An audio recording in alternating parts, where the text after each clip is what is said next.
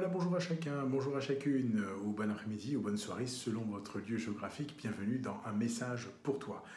Pour permettre à d'autres de se connecter, nous marquerons dans quelques instants une courte pause, mais je lirai avec vous ce jour dans Ésaïe chapitre 45, versets 22 et 23. A tout de suite.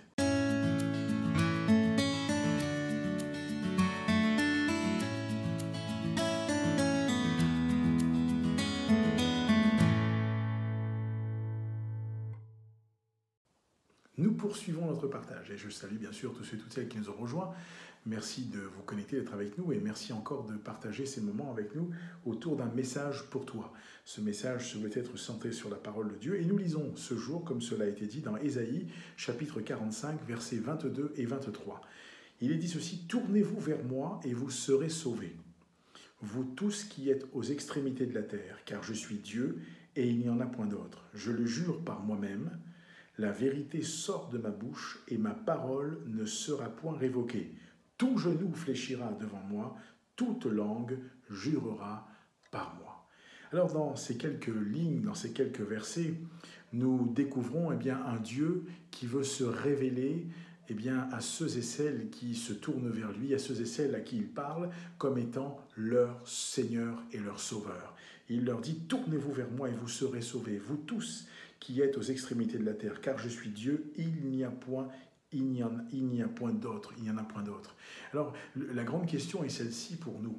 Dans le monde dans lequel nous vivons, dans le siècle dans lequel nous vivons, dans les événements que nous traversons aujourd'hui, prenons-nous conscience qu'il n'y a point d'autre Dieu. Peut-être que quelqu'un pourrait dire et objecter: nous respectons bien sûr la foi de chacun et le cœur de chacun, mais Dieu rappelle à ceux et celles à qui il s'adresse qu'il est le Dieu Tout-Puissant.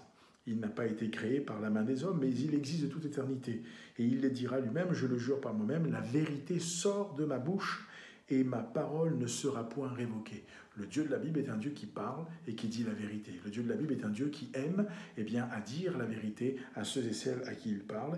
Et il le dira lui-même: « Tout genou fléchira devant moi, toute langue jurera par moi. » Quelque part, Dieu montre la grandeur et la suprématie qu'est la sienne et le désir qu'il a, non pas de nous voir, entre guillemets, à sa botte, comme nous pourrions penser ici-bas avec notre mentalité, mais de nous voir avec un cœur humilié, sincère devant lui, se tournant vers lui et lui faisant connaître qu'il est celui qui a tout pouvoir dans notre vie. Alors oui, c'est un défi, mais nous avons besoin de réaliser qu'il est notre Seigneur et notre Sauveur.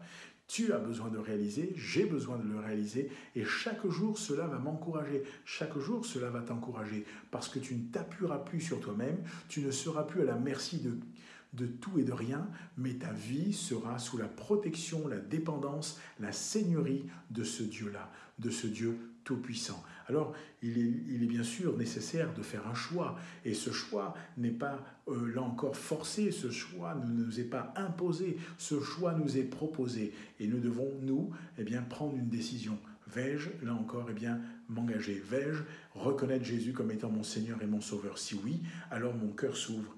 Et là encore, je confesse mes péchés, comme nous l'avons déjà dit. Je lui confesse mes péchés, je me repens devant lui. C'est-à-dire que je fais un demi-tour et je reviens de tout mon cœur vers Dieu. Et là, je le laisse lui agir.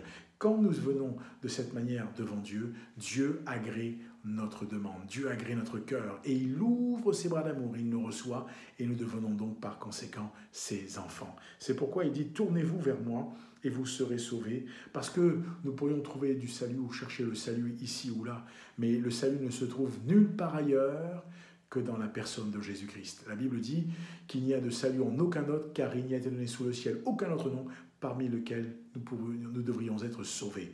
Et la Bible de déclarer, et nous l'avons déjà cité dans Jean 3,16, « Car Dieu a tant aimé le monde qu'il a donné son Fils unique, afin que quiconque croit en lui ne périsse point, mais qu'il ait la vie éternelle. » Donc nous comprenons bien, tout nous ramène à Dieu au travers de la personne de Jésus-Christ, son Fils que Dieu donne. Et Jésus est notre Sauveur. Alors oui, nous voulons, tu veux certainement te tourner vers ce Seigneur et ce Sauveur. Ouvre ton cœur, confesse tes péchés, repens-toi et reçois Jésus dans ton cœur comme ton Seigneur et ton Sauveur. Il est ton Sauveur. Que le Seigneur te bénisse. Découvre qui est ce Dieu-là. En partenariat avec nos amis de la CMM, nous avons mis en place, là encore, une page intitulée Un guide pour la vie. Il y a un QR code qui s'affiche, une adresse, tu peux flasher ou recopier et tu seras, là encore, ramené sur cette page Un guide pour la vie. Et tu pourras découvrir, faire le parcours, je t'encourage à le faire. C'est totalement gratuit.